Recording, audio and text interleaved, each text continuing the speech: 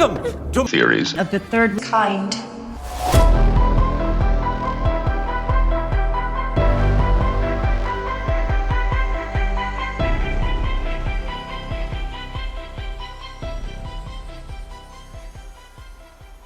Welcome to Theories of the Third Kind. My name is Aaron. The other host joining me today is Daniel's son. Hello. Now, before we start today's episode, Dan has an announcement. He has to tell everyone a confession. If you would like to support the show, you could do so by joining our premium subscription service, Supercast. For just $6.66 a month, you can enjoy weekly premium audio episodes that are all ad-free and have access to our back catalog of over 230 plus episodes that are also ad-free. Now, if you're a big baller or shot caller and you want to watch our video episodes, because we do film them and post the exclusive premium video episodes on Supercast, you can pay $9.99 a month. Or if you act now and act quickly before the end of the year, you can sign up for $6.66 and get access to the video tier as well. It's up to you, though, if you want to. No pressure. No pressure. But if you want to, just go to theoriesofthethirdkind.com. Right there on our website will be the little Supercast button. Click on it and it will take you over there. Or you can look down below if you're watching on YouTube and click the link below and it will take you there as well. Or if you're listening, there's going to be a little thing inside there you can just click on. Now, we know things are tough out there right now, so if you can't afford a premium membership, but you still want to help us out, you can do so by leaving us a written review on iTunes or Spotify. That helps us out a lot. However, don't feel pressure to. If you don't want to, then that's fine. We just want you guys, girls, aliens, reptilians, Bigfoot, Sasquatches, chupacabras, ghosts, Illuminati members, underground lizard people, whoever or whatever you are, to enjoy the show. Also, remember, our content is entirely human-made, except for the graphic, which the AI was harmed and abused. We just get the basic graphic off of, the AI program, and then we plug it into Photoshop, and then we do our own alterations in Photoshop, which, you can still do AI stuff on Photoshop, but we don't do that. But that's just to let you know. So we're totally transparent with you. And by the way, GPT is down today. Is it? Yeah. Anyway, and that is the end of our announcements. All right. So today's episode is a Theories Thursday. Well, in this case, it's going to be a Theories Friday. All of our episodes we've been releasing on Friday. The one time Saturday stuff came up. Yeah. I think we're going to move it to Friday releases. It seems to be better in our schedule, but we would like to know some feedback before we do that. So everyone let us know, do you prefer Thursday releases? Do you prefer Friday releases? Or no releases at all. Let's fucking cut everything, end it. Yeah, we'll close shop on the podcast, shut it down. But before we do, we have to do this episode today, which is a Theories Thursday. And Dan is going to explain what a Theories Thursday is. All right. So a Theories Thursday is where Aaron and I, we both independently pick a topic, we research it, and then pretty much we come together and we tell each other the topic of our choice. And I guess get the other's opinion. Usually it was trying to shock each other, but now it's more so I got a pretty shocking one today. Mine's not shocking. It's a mystery. Oh, which is what I've lately been going through. Mine's corruption and then a shocking twist at the end, like M. Night Shyamalan Ding Dong. Ooh, I like that. Yeah. So the hardest part of a Theories Thursday is figuring out who goes first. All right, pick heads or tails. Tails. Hey Siri, flip a coin. Tails. All right. Looks like I'm going first. Looks like going first. All right. So for my Theories Thursday topic today, I'm going to talk about a Native American tribe and a monument that everyone knows about. And boy, oh boy, was I shocked whenever I learned this. All right, so I'm going to talk about the Lakota. The Lakota is a Native American tribe that originated in Minnesota, Wisconsin, Iowa, and eastern North Dakota. Now, at the time that they originated, those states did not exist. But it was in those locations where they kind of like sprung up and where they hung out at the most. Now, this Lakota tribe, they're known for their warrior culture. They're experts at hunting. They also adopted the horse culture from the Cheyenne tribe and quickly became the dominant tribe of the northern Great Plains. Now, this Lakota, they were a nomadic tribe that followed the buffaloes whenever they would migrate. So they would pick up their teepees, follow the buffalo, kill them, put their teepees back down, hang out, use the buffalo for everything. Food, teepees, Tools. clothes, tools, everything. And that's why they kind of synced with the buffalo. And wherever they went, they ended up following. And I do have a map of the location where they were at. I'll put it up right here. So as you can see, North Dakota, South Dakota, Nebraska, Wyoming, and part of the southeastern part of Montana. Okay. All right. So now that you know a little bit about the Lakota tribe, let's talk about the most sacred spot on earth to this tribe, the Black Hills. So the Black Hills is Dan, do not give me that look. Let me explain it first. Okay. I'm just giving you a look that you give me every time I say it. So the Black Hills is an isolated mountain region that is located in western South Dakota and northeastern Wyoming. And I have a image right here of the location. And if you're listening, you can go to theoriesofthethirdkind.com, click on today's episode and see it. But as you can see, South Dakota, Wyoming, right there, just kind of cut in half, is the Black Hills. It's a mountainous region. Okay. Yeah. So the local native tribes in that area, the Lakota, Cheyenne, Arapaho, this Black Hills area is like super, super important to them. This area was used as a hunting ground, and parts of it is considered like sacred territory. Like they bury their dead there and stuff like that, and a lot of other things. Now, located in the Black Hills is a large mountain. Now, the Lakota tribe call this mountain Six Grandfathers, like the number 6 grandfathers, which represented the 6 directions and the supernatural deities who created the Lakota. They believe that this mountain, this 6 grandfathers mountain, was the center of the universe, and this is where they came from. That's what the Lakota tribe believes. 6 directions? Yeah, 6 directions. I know of one direction, but... Oh my God. So for centuries, the Lakota used this mountain in the Black Hills to pray, gather food, and find medicine. And this is even where, like I said, they buried their dead. They used to hold ceremonies. They did pretty much everything on this mountain. It was super sacred to them. Now we're going to transition and talk about the U.S. government at that time. Okay, so we got the Lakota, the Black Hills, and then a mountain that is in the Black Hills that is super sacred, the 6 grandfathers. Now we are going to talk about the United States government. So in the mid 1800s, you had a fuck ton of drama going on between settlers making their way over into the United States and trying to take over areas where the Lakota were already at.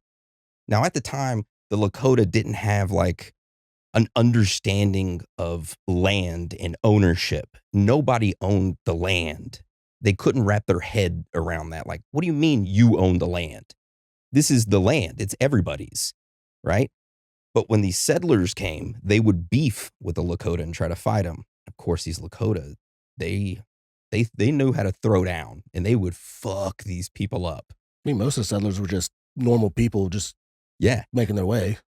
So this led to a lot of deaths, and multiple different treaties at the time started to get written up by the government. The government said, hey, you're killing a lot of the settlers, or hey, you're killing this cavalry that would come in to try to protect the settlers. We need to write up treaties so we don't have any more deaths on our hands. So the government would say, Lakota, this area of land, this is yours. The rest is ours. Lakota was like, oh, okay, whatever. Now, these treaties would always be broken, like all the time. However, it was never broken by the Lakota tribe. It was always the government that would break them. Soldiers would come up, be sent from the United States government. They would come up to the area where the Lakota were at, and they would try to take over the land. The Lakota would kick their ass, kill a lot of them, and the government would be then forced to sign up another treaty, like get another treaty to sign up because they kept getting their asses kicked. Now, one of the most important treaties that took place was the Treaty of Fort Laramie.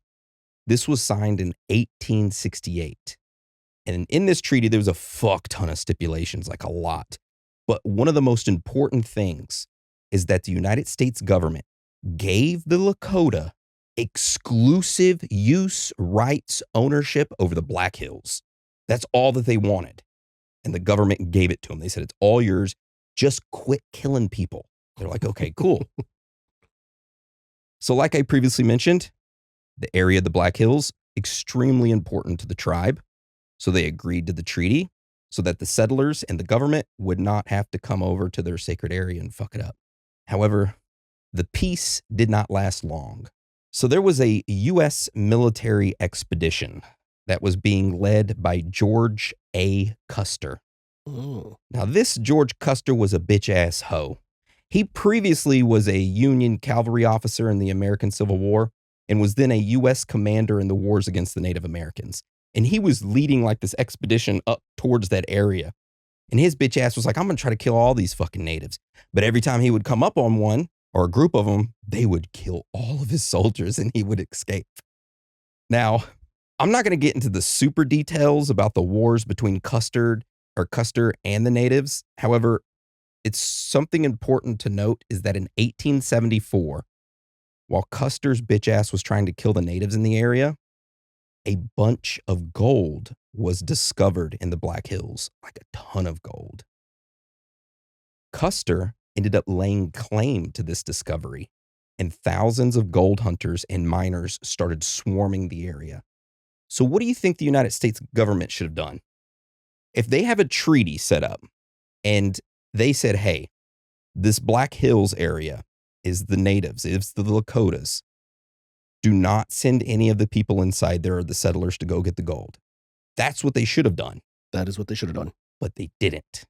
So the government ended up constructing roads and railroads within the area to get better access to this gold. Of course, the Lakota in the area were like, what the fuck? We signed a treaty. Why are you building railroads and roads? What are you doing? And they continued to fight off everyone who stepped foot on their sacred land.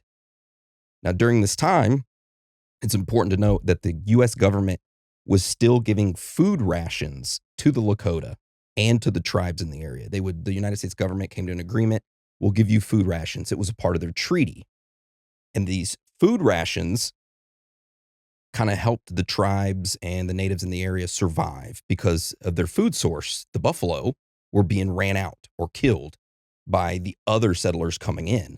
Now, the government was sending the food rations and they were telling the Lakota, we aren't sending these people, we aren't building the roads, it's not us. However, they secretly were. Custer's men would create a mine in the Black Hills. The Lakota would come in, kill them or run them off, and the U.S. government would throw up their hands and say, we had no part of it. And then they would whisper to Custer, hey, go back up there and recreate that mine some more gold. And it would just be a back and forth, back and forth. Of course. So we're going to fast forward to August of 1876. The U.S. government enacted something called sell or starve. This sell or starve stated that if the Lakota or the neighboring tribes continued to kill or run off Custer's men from that mine, that the government would start withholding the promised food to the Lakota and the neighboring tribes. So the government was pretty much saying, let Custer and his men go up there, mine the gold, let whoever wants to mine it, mine it. You leave them alone, we'll still give you your food, or you can starve. Initially, the Lakota tribe pretty much said, fuck you to the government. Hell yeah. And started starving. Damn. Yeah. And that lasted for almost a year. And in 1877, the U.S. government was able to force the natives to relinquish their treaty rights to the Black Hills, by which time the Homestake mine in that area had become the largest gold mine in the United States. The largest one. So this forced the natives onto reservations. The government was like, get the fuck out of the Black Hills. We're mining for gold, bitch. Get your ass on these fucking reservations. This other land look at all this other land. Go on it. The natives were like, the Black Hills, this mountain in the Black Hills, this is sacred to us. The government's like, we don't give a fuck. There's gold on it, bitch. It's sacred to us now. Yeah. So within the next few years, The Lakota and the neighboring tribes faced genocide of their culture, traditions, land, everything. Pretty much everything was stripped and taken from them. Everything. And you're probably wondering what the United States government did with the Black Hills, specifically the Six Grandfathers Mountain, the area and the mountain that the natives held extremely sacred. You would think that they would eventually give it back to the natives, right? The Lakota. Wrong.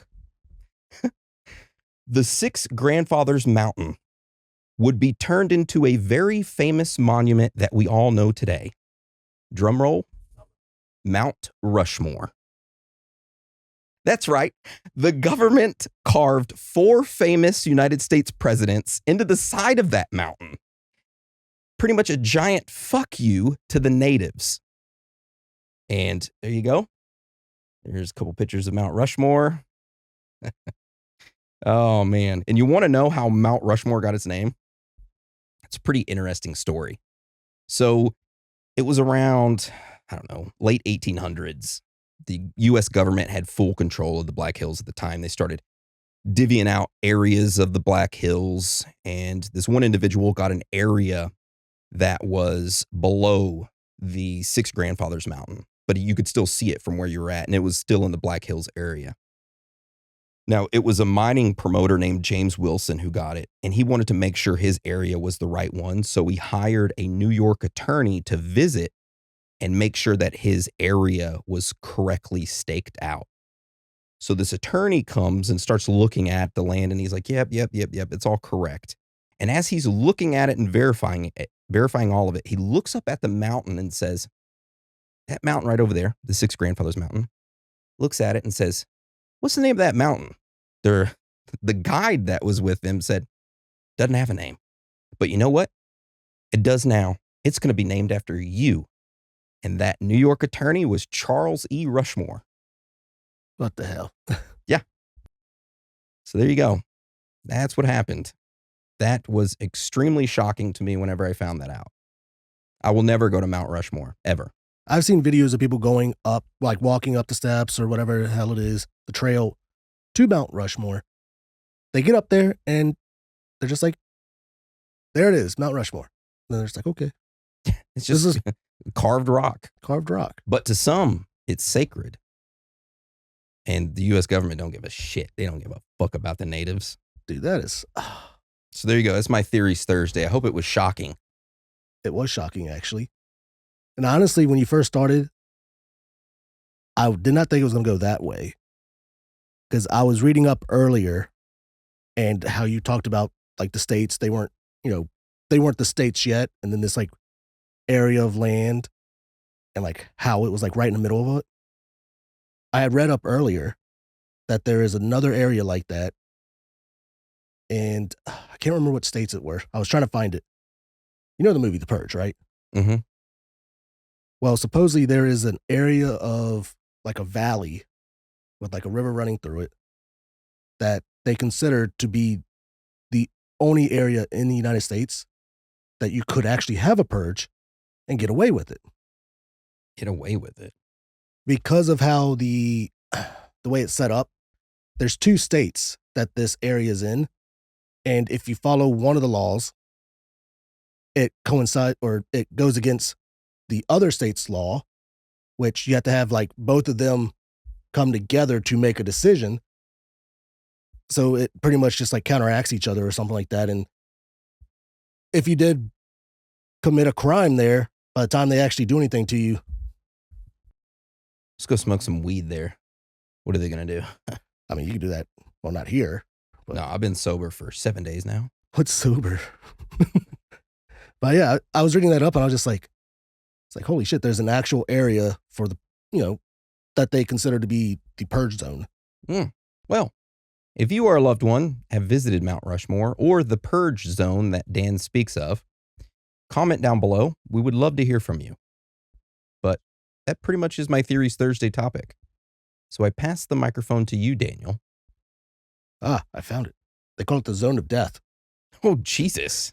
It's a 50 square mile area in Idaho, section of Yellowstone National Park, in which, as a result of a reported loophole in the Constitution of the United States, a person may be able to theoretically avoid conviction for any major crime up to and including murder.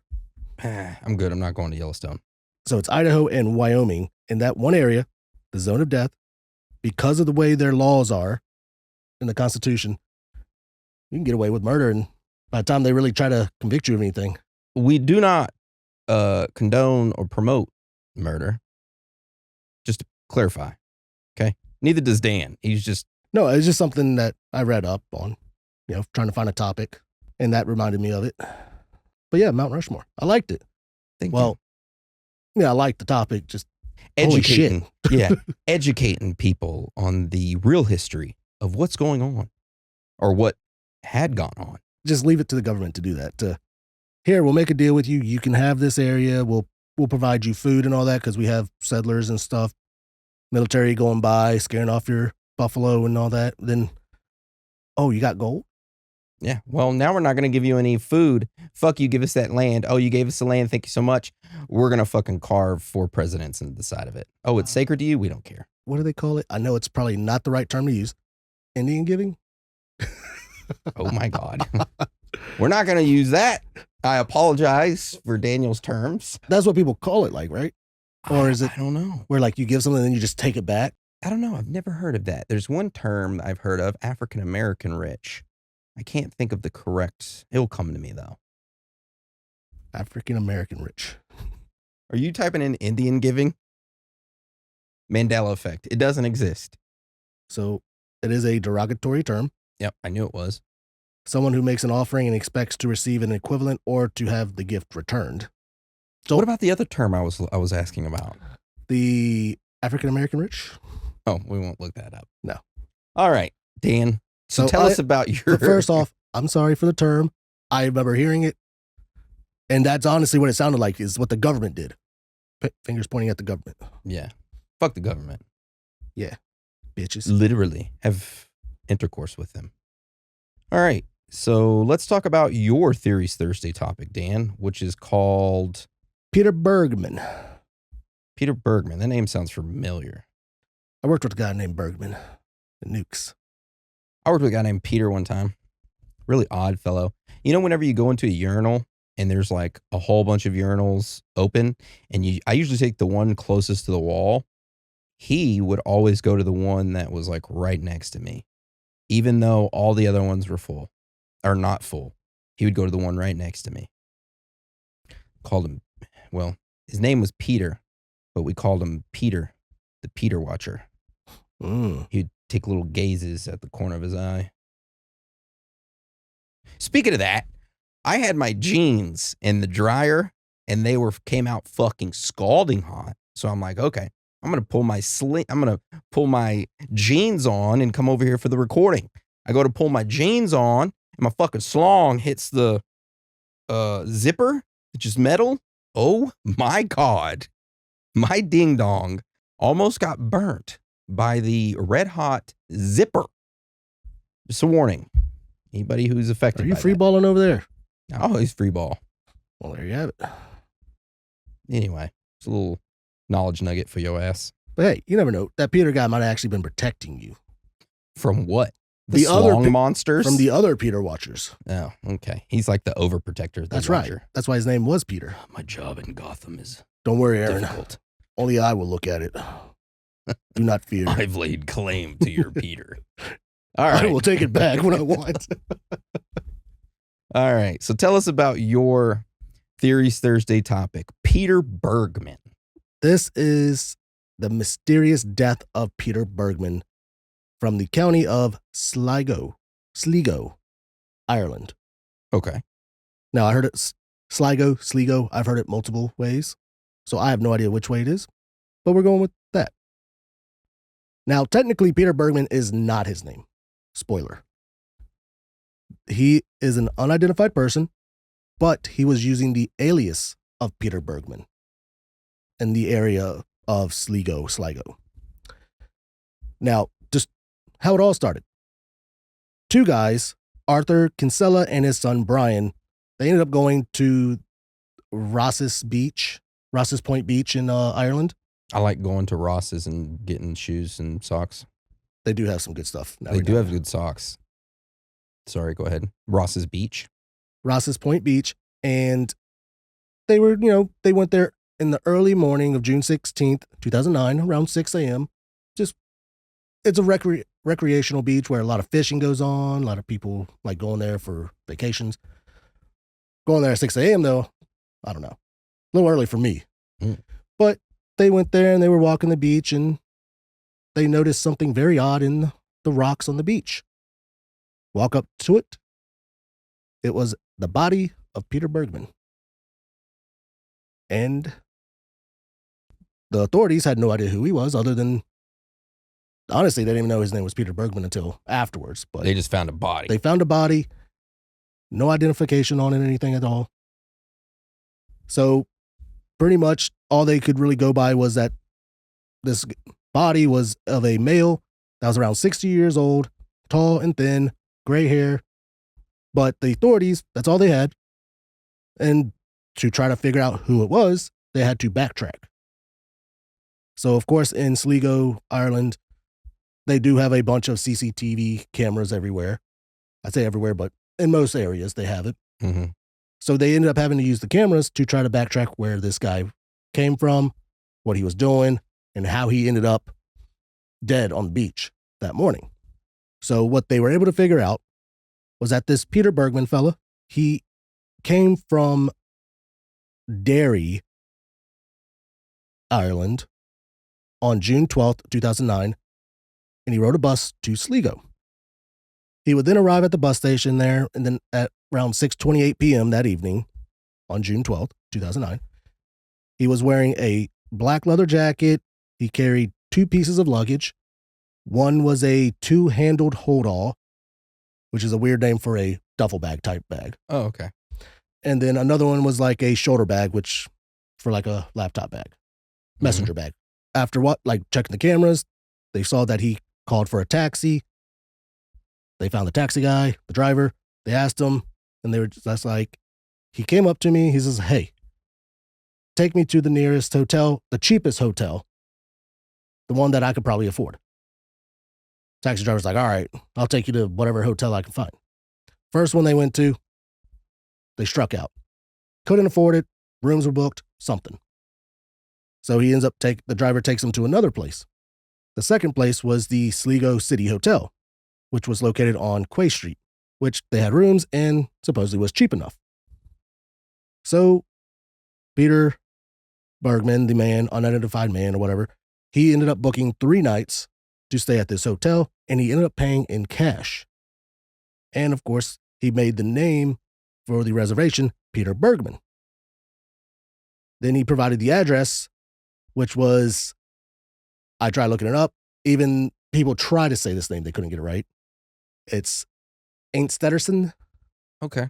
So it was Ainstedersen 15, 4472, Vienna, Austria. That's the address he placed down. Now, the hotel did not ask for any identification. And they didn't ask to see if his name was actually Peter Bergman or if that was his actual address. They didn't give a shit. He was paying in cash. He paid in cash, exactly, which I do have a photo of where it shows him checking in. Okay. And you can tell he's an old guy. That's gray hair for sure. And in the picture, you can see that he's wearing glasses. You can see a little frame. And of course, you can see the reception guy. He don't give a fuck. Mm-hmm. So Peter got his room.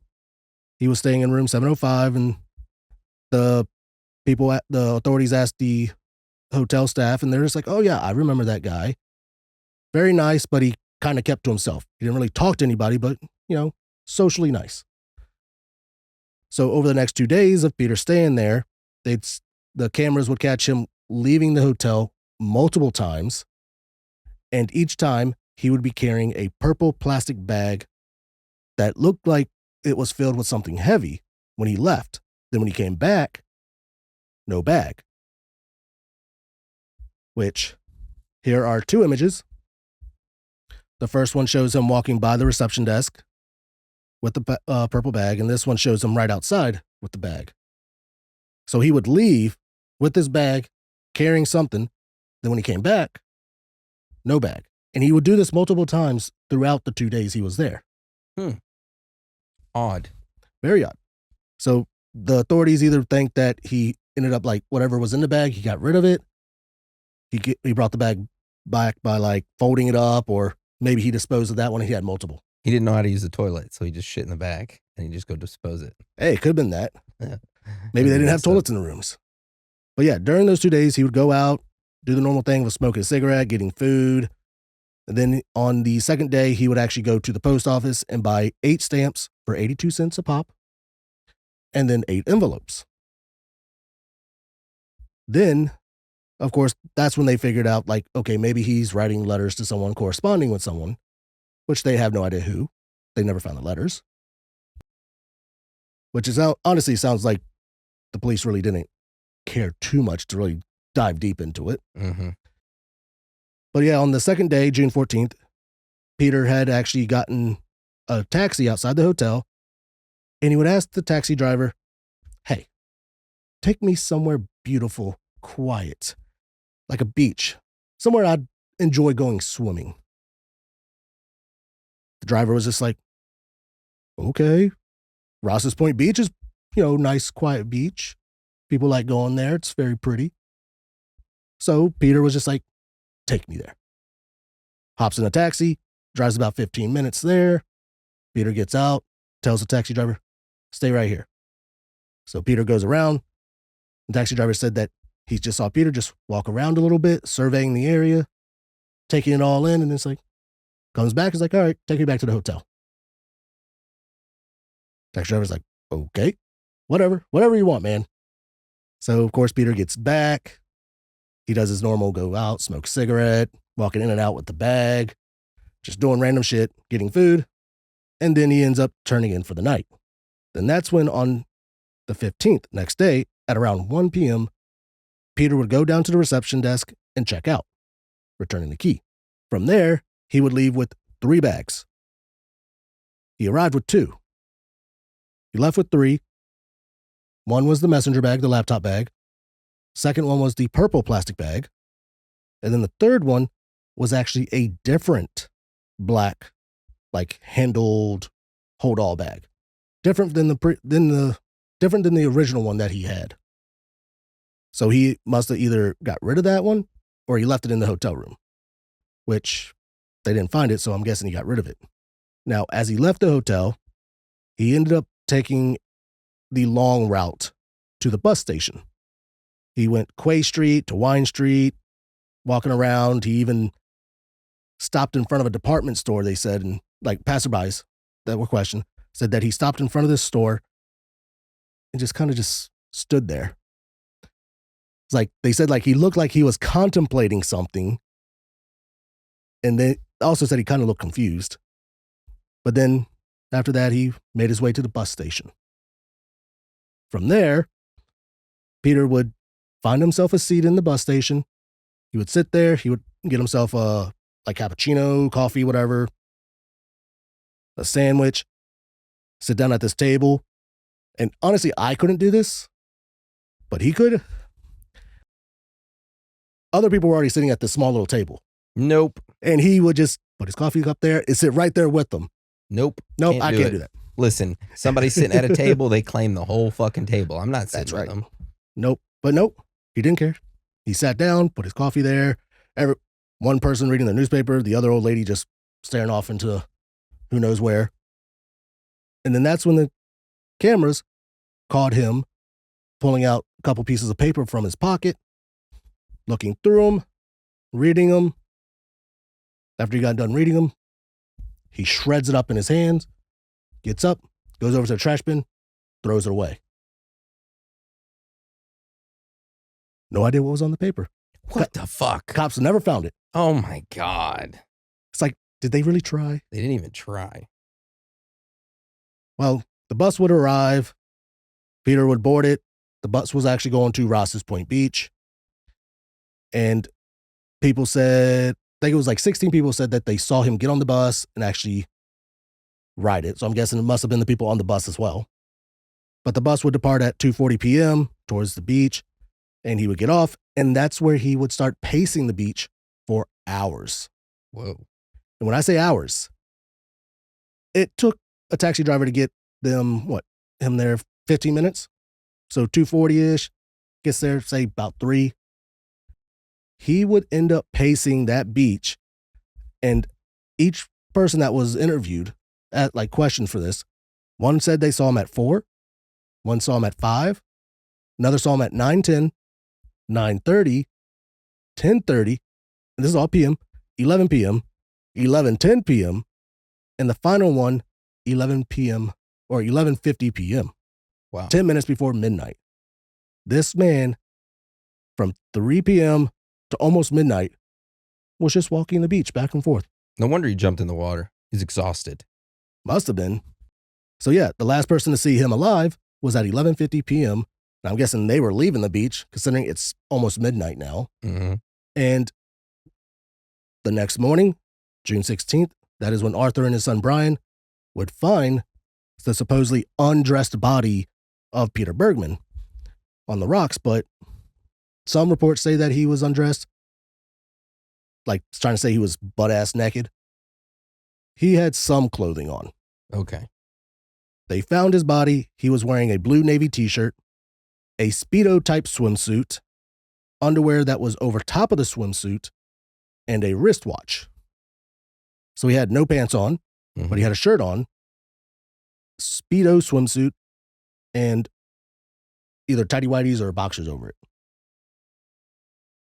Now, on the shore, away from the body, was the rest of his clothes, which were folded neatly and stacked, were his pants, shoes, socks, belt, and pretty much everything he left in his pockets, which we have right here. Put up there. Yeah, you can see it's pants, guessing it's like his jacket, and all that. Okay. What the authorities found in the pockets of his clothing were money, tissues, aspirins, bandages, a bar of soap that was not made in Ireland and was not from the hotel. So a random bar of soap that had no identification on it whatsoever. I don't know why someone would carry a bar of soap, though. Maybe it's their favorite kind. Maybe. Still weird, though. Now, what they didn't find were his glasses, the stamps and envelopes, the shirt that he wore when he left the hotel. So the shirt that they found on the beach folded was not the same shirt that he was wearing when he left. His black laptop bag, the messenger bag or whatever, and the purple plastic bag. So pretty much none of his bags were found.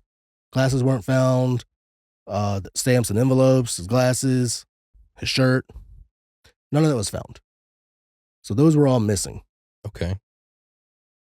Now, in the post-mortem report, you figure he must have drowned.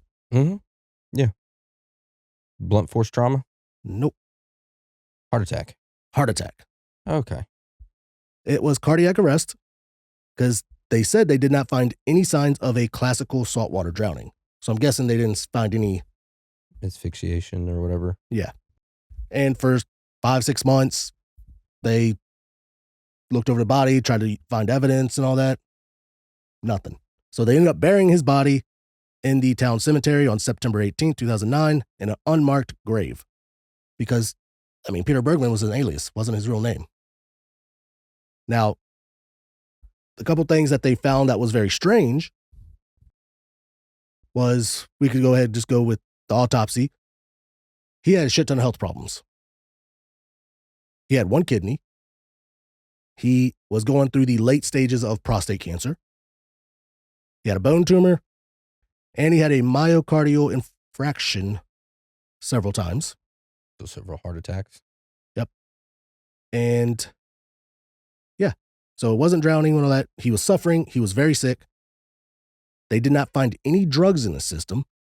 So the aspirins, well, I can't say two, but the aspirins they found, he didn't even take those, which made people be like, this man was going through all this pain, suffering from all these illnesses and such. He wasn't taking anything for the pain, and yet his ass walked the beach for that long. Tough man. Yeah. Then they went through his belongings, all his clothes and everything, which was very odd. They found out that he had removed all the tags from every piece of clothing. So you could not tell what brand it was or anything. He removed all the tags. And then the address that he gave, the weird ass word. name, Yeah. it is the address to an empty plot of land. So it didn't go anywhere. And of course, Peter Bergman, they couldn't find any family with the same name or anything like that. So they pretty much had nothing to go on. They just buried him and that was it. That's it? That is it. Oh my God. Like literally, wow. He wiped pretty much everything. So you could not identify him. You couldn't identify his clothing, which I mean, the shoes probably could have, but. Is there any theories as to? So the number one theory is that this man was terminally ill. He went there to die. Many people thought that he was actually going to go swimming and drown, but they think that the water at that time was too cold. So instead of drowning, the cold water made his body go into shock, whatever. And he ended up having a heart attack instead. So he didn't drown. He had a heart attack in the water and then died. Then there was another theory that they didn't really throw much evidence into it. They said that he might have been a spy. A spy? A spy. No. And I'm just like, no. And a lot of people were just like, you don't give any evidence on it. You think that he was getting rid of evidence as he's going in and out of the hotel to wipe his existence clean, and then he killed himself. Now, a lot of people think that he was a murderer. That everything that he was taking out of the hotel, it was pieces of a body. That he was taking out piece by piece, getting rid of it. Because supposedly someone said the hotel staff tried to go into his room and he told them no. Ill-gotten gains. All that was money that he got illegally, and he knew since he was dying he couldn't leave it to his family members because legal-wise it would be confiscated. So what he did is he would take that money and then he would bury it in certain locations around that area. He wrote the locations down in those envelopes, shipped them to his family members, and his family members, after he died, committed, suicide, went and dug those holes up where that money was at and collected it. See, but I mean, that could be it, but no one knows if he actually had family or not. Yeah. But they never found the letters. They don't even know his real name. Don't even know his real name. That's the reason why he was staying so anonymous. He didn't want anybody to identify who he was, and he knew he was dying. So he's like, I got to get rid of this money somehow and get it to my family members. Let me bury it and then write them in envelopes, or write them a letter and then send it in an envelope to where it's at. You think he might have borrowed money from a bookie? He got a loan from a bookie knowing that he was going to die. So he gave the money away, pretty much wiped his existence, used a fake name and everything so the bookie couldn't find him. And then he pretty much knew he was going to die, killed himself, and then the insurance probably too. So I don't think the bookie would loan him money if they didn't know who he was. Well, he probably told him his real name. But when he went to Sligo to get away with the money, he used a different name and everything. Oh, yeah. Maybe. That, you figure with today's technology, they'd be able to find out who he was. Yeah, I mean, it was 2009. Yeah, it's not like it's 1929. Which that was weird because they're just the investigation never made it outside of Ireland. It's like this group, the authorities there just did a quick little investigation. Oh, we can't figure it out. Bury him. That's suspicious. Yeah. Now, I thought maybe he didn't kill, he was there to, end his life, but things went wrong at the very end. I mean, some of the stuff is missing. The bags and everything. What was in the bags? Maybe he went to the beach, being there so late, probably got attacked. The authorities killed him, took his money. Could have been. Him being robbed probably made him have a heart attack, and they threw his body in the water and took the bags and left. Possibly. But yeah, I found that story, and that was actually a listener suggested one. Mike Snow. Nice. Yeah, I looked into it. It's there's not a lot to go on, but it's very suspicious that this man did not want to be found.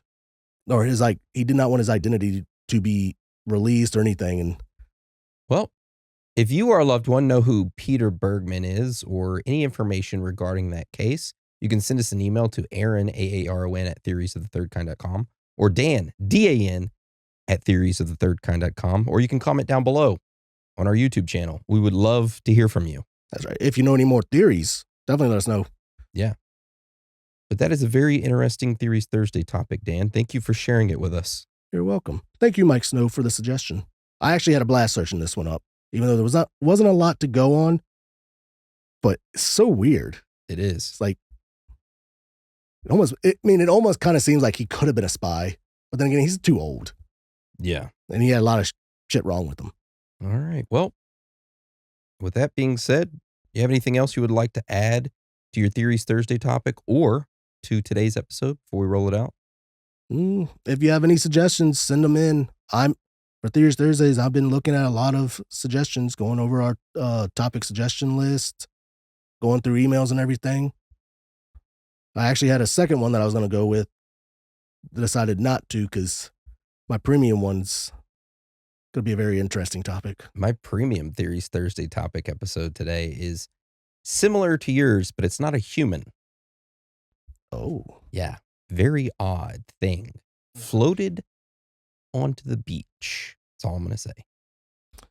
Beaches and floating onto it. Never a good sign. All right. Well, I want to thank you for joining us today, and thank you for all your support and love. Without you, we could not do this. That's right. With that being said, Dan, would you like to roll us out? Sure will. It's okay to be out of this world with your thoughts. Because you are not alone. Boom.